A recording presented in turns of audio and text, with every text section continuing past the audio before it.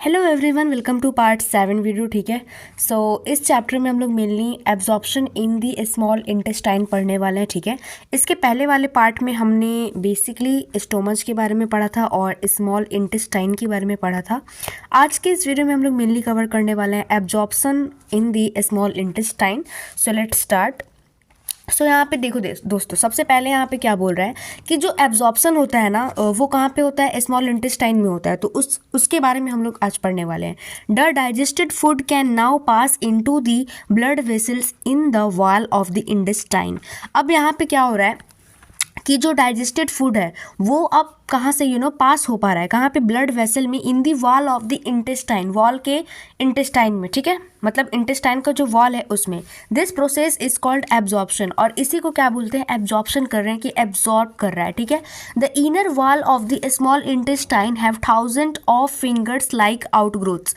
अब जैसे कि स्मॉल इंटेस्टाइन है, मान लीजिए कि स्मॉल इंटेस्टाइन है, ठीक है, सो उसमें क्या है कि फिंगर लाइक आउटग्रोथ्स है। ठीक है, 1000 से भी ज़्यादा। ठीक है, स्मॉल इंटेस्टाइन में मान लीजिए ऐसे ऐसे फिंगर टाइप्स है, ऐसे ऐसे करके है। ठीक है, फिगर आप लोग देख लें। ठीक है, तो अब ये इसको हम लोग क्या बोलेंगे? This are called villi. ठीक है, इसको क्या बोलेंगे? और इसका सिंगुलर क्या हो जाएगा? विलस हो जाएगा। Can you guess what the role of villi could be in the intestine? तो आप लोग बता सकते हो कि आखिर जो रोल ऑफ विलाई का है तो वो क्या है इंटेस्टाइन में? The villi increase the surface area for absorption of the digested food. Villi क्या करता है? वो इंक्रीज कर देता है सरफेस एरिया को, ताकि एब्जॉर्प्शन जो हो वो अच्छे से हो पाए। ठीक है, Each villus has a network of thin and small blood vessel close to its surface। और each villus जो होता है उसके पास क्या है? नेटवर्क है of thin and small blood vessel का close to its surface। The surface of the villi absorb the digested food materials। और ये जो villi है वो क्या करता है? digested food को क्या करता है? absorb कर लेता है। ठीक है, the absorbed substance are transported via the blood vessels to the different organs of the body where they are used to build complex substance such as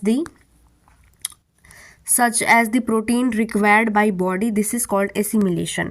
अब यहाँ पे जब फूड अच्छे से डाइजेस्ट हो जाता है तो उसको ट्रांसपोर्टेड कर दिया जाता है ब्लड वेसल के द्वारा डिफरेंट ऑर्गेन्स में। ठीक है, protein required by the body, जहाँ जहाँ पे रिक्वायर्ड है वहाँ वहाँ पे क्या करता है? वो ट्रांसपोर्ट हो जाता है।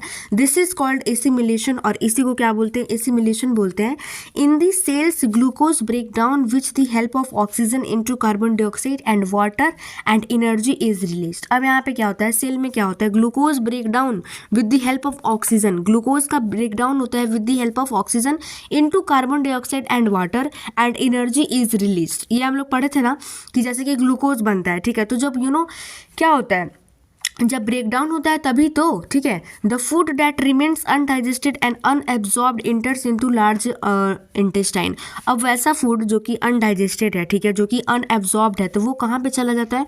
वो चला जाता है लार्ज इंटेस्टाइन में। कहाँ पे चला जाता है? लार्ज इंटेस्टाइन में। ठीक है,